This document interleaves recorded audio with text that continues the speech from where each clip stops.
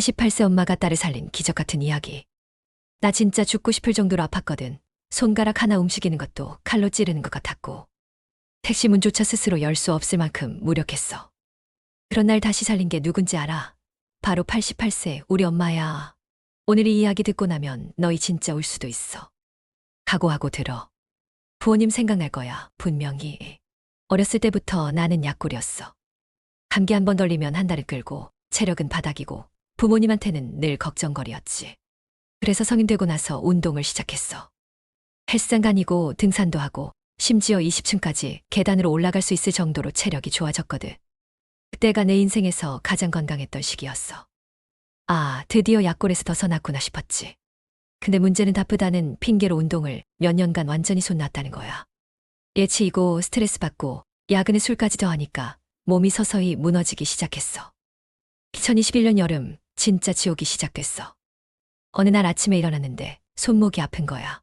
처음엔 잠잔 자세가 이상했나 싶었는데 그 다음 날은 발목도 아프고 그 다음 날은 무릎도 아프고 며칠 사이에 온몸의 관절이랑 관절은 다 아프기 시작했어. 아니 이게 어떤 느낌인지 알아? 물손잡이 돌리는 것조차 고통스러운 거야. 방치질하다가 칫솔 놓치고 젓가락질도 제대로 못하고 심지어 택시 문을 열려고 하는데 힘이 없어서 기사님이 나와서 열어주신 적도 있어. 그때 진짜 내가 NPC인 줄 알았다니까. 병원에 갔더니 의사가 혈액검사 결과를 오면서 심각한 표정을 짓는 거야. 자가면역 질환이에요. 교어티즘이라고 하는데 그 말을 듣는 순간 머릿속이 하얘졌어. 교어티즘? 그거 할머니들 걸리는 데 아니야. 내가 겨우 30몇 살인데. 의사 말로는 내 면역 체계가 착각해서 내 관절을 공격하고 있다는 거야. 쉽게 말해서 내 몸이 내 몸을 공격하고 있다는 뜻이지. 약을 먹어야 하는데 이 약이 또 장기 복용하면 부작용이 있을 수 있다고 하니까 더 절망적이었어. 통증은 날이 갈수록 심해졌어. 밤에 잠들려고 하는데 관절이 욱신욱신해서 잠이 안 와. 진통제를 먹어도 효과가 별로 없고. 어떨 때는 새벽 3시까지 뒤척이다가 그냥 안 일어나고 싶다. 이렇게 아픈 채로 평생 살 바에는 이런 생각까지 했어. 그때 내 상태가 얼마나 심했는지 알겠어. 혼자 사는 집에서 라면 하나 끓여 먹는 것도 힘들었거든. 냄비가 무겁고 가스레인지 불 켜는 것도 아프고. 그래서 거의 배달음식이나 편의점 도시락만 먹고 살았어. 그런데 이때 내 상황을 알고 있던 가족들이 있었어. 남편은 지방 발령으로 멀리 있었고 아들은 캐나다에서 공부하고 있었고 나는 인천에 혼자. 사실상 가족 중에 내 곁에 올 수 있는 사람은 아무도 없었어. 아니, 한 분이 계셨지. 바로 우리 엄마. 우리 엄마는 그때 85세였어. 부산에서 혼자 살고 계셨는데 동네에서는 정말 유명한 분이셨거든. 매일 아침 7시부터 동네 큰 길에 나가서 아이들 등교 도우미 봉사를 하셨어. 비가 와도 눈이 와도 빠지는 날이 없었지. 동네 사람들이 천사 할머니라고 부를 정도였어.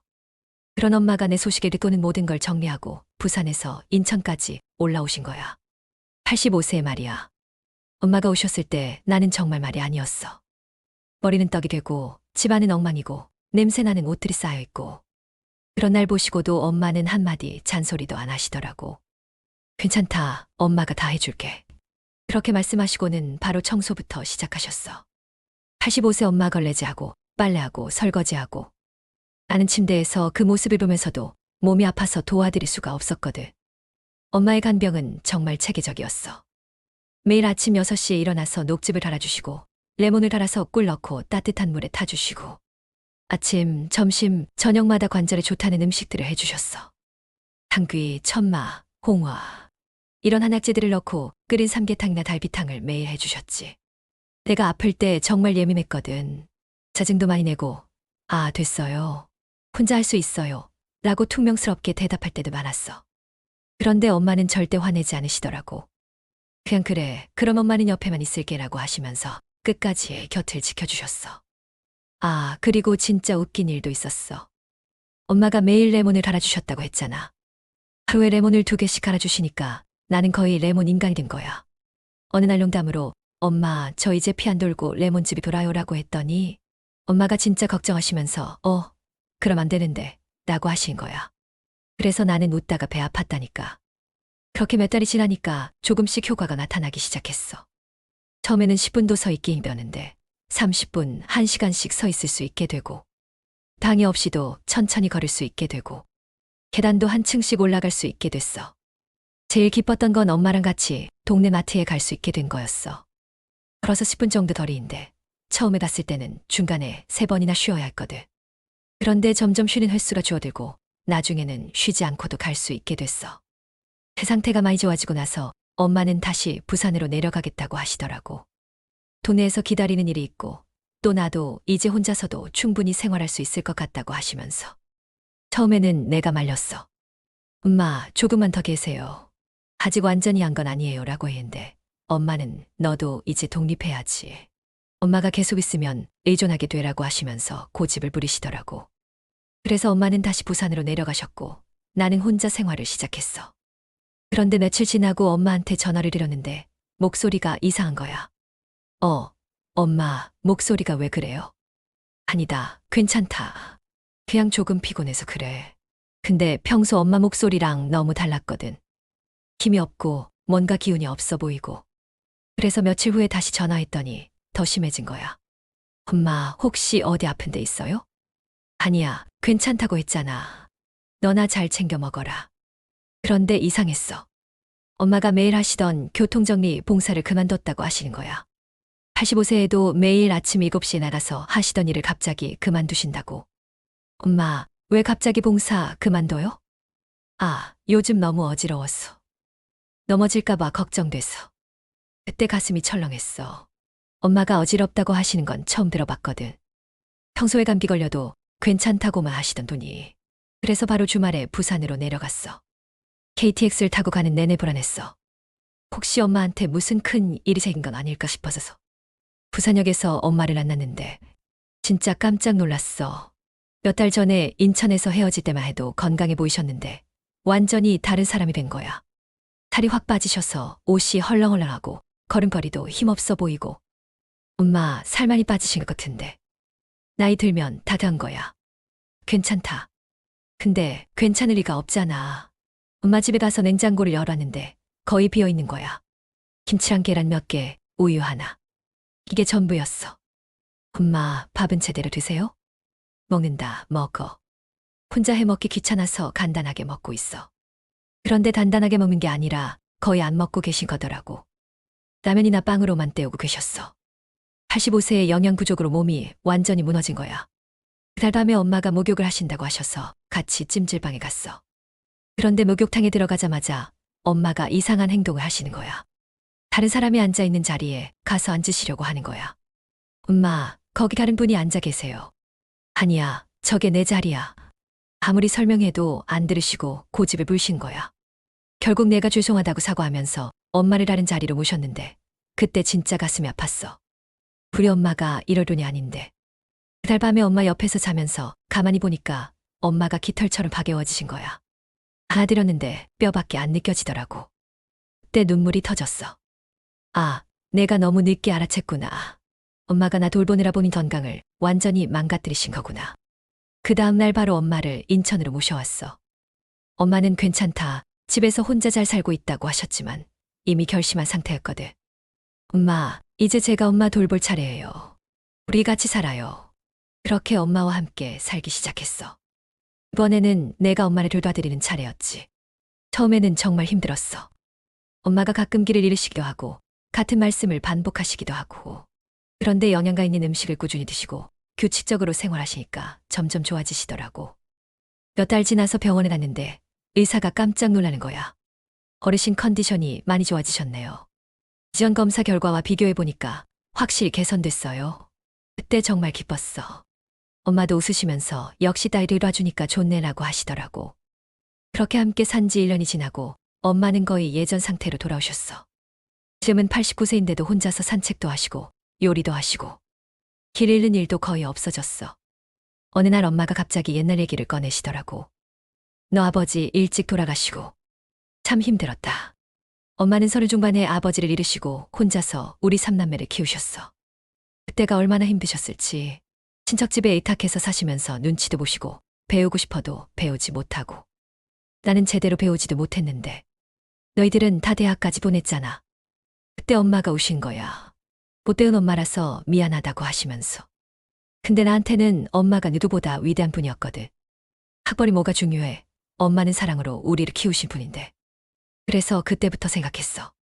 엄마가 못 해보셨던 것들, 해보고 싶어 하셨던 것들을 다 해드리자고. 그래서 엄마 버킷리스트를 만들기 시작했어.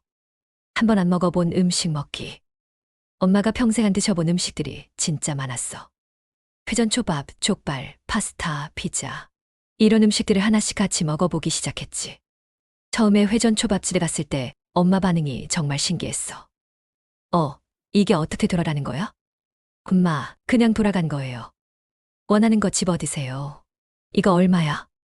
접시 색깔별로 가격 다른데 이거는 1,000원짜리예요. 1,000원, 비싸네. 그렇게 말씀하시면서도 한 접시, 두 접시. 계속 드시는 거야. 그리고 나중에는 이거 맛있네. 또 먹으러 오자고 하시더라고. 족발도 처음 드셔보시고는 이게 뭐가 맛있다는 거야? 라고 하시더니. 나중에는 혼자서 족발 한 마리를 다 드실 정도로 좋아하게 되셨어. 근데 웃긴 건 엄마가 분명히 넣어봤던 음식도 또 처음이다라고 하신 거야. 파스타를 3번째 먹으러왔는데도 이거 뭐야? 처음 보는데 라고 하시니까 진짜 웃겼어. 2번 여행 다니기. 엄마가 평생 여행다운 여행을 해보신 적이 없으셨거든. 그래서 제주도부터 시작했어. 처음에 비행기 타실 때 엄마 반응이 정말 귀여우셨어. 이게 정말 하늘로 올라가는 거야? 엄마, 당연하죠.